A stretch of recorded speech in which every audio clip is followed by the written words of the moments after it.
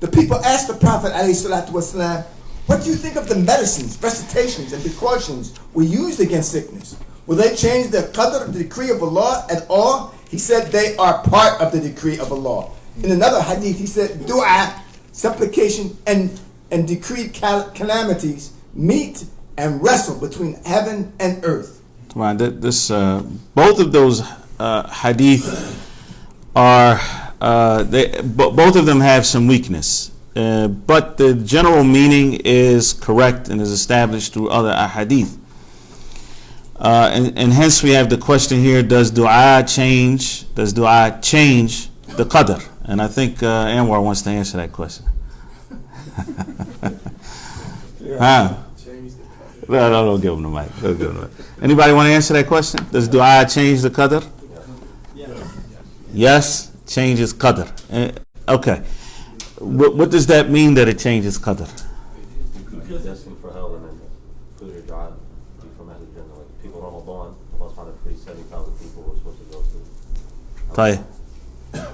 Something could be written for you, but if you ask Allah, Allah will change it. Something might be written for you, but if you ask Allah, Allah will change it for you. The dua in itself is a part of the qadr. The dua itself is part of qadr. Okay. And so, how do we understand that then? Because they're resisting the qadr with the qadr. Yeah, what's happening here, when those ahadith where the Prophet ﷺ talks about dua yaruddul qadr, that it pushes away al-qadr, ad-dua is from qadr. And a person doesn't make dua except that Allah subhanahu wa ta'ala did what? He knew that he was going to make that dua, he wrote it down, he willed for it, and he created it. So it's part of the qadr. It's part of the decree. It's part of what Allah subhanahu wa ta'ala ordained, the dua itself. And what is written in the Lawh al-Mahfuz does not change. That does not change. So what does it mean that dua repels qadr? Let's take a step back. Hopefully we understand this. If we said eating repels hunger, would anybody think that was something strange? Eating repels hunger. No. Why? Because these are physical realities that we have experience with.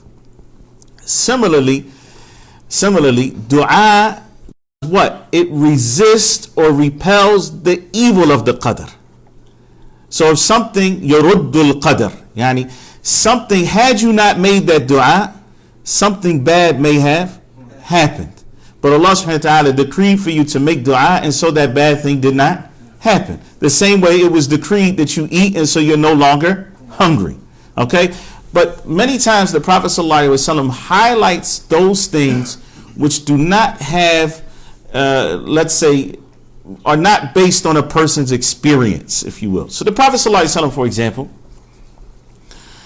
says that from the causes of one's life span being increased, and from their rizq increasing, their sustenance and their wealth, is what? Silatul Rahim. Okay, that they join those ties with their family. That's not the first thing you think about when you think about how to increase your wealth or how to make your life longer. And if you go to any doctor on the planet that's not Muslim and you say, listen, I want to live longer, what should I do? Diet, exercise, do this, right? Nobody's going to tell you to keep good ties with your family. So the Prophet ﷺ brings our attention to these things that may not come to your mind right away. Nah. Is that an example of Yunus in the belly of the whale? Anytime a dua pushes away something that's evil or prevents something that is evil, that's an example of the Prophet ﷺ statement.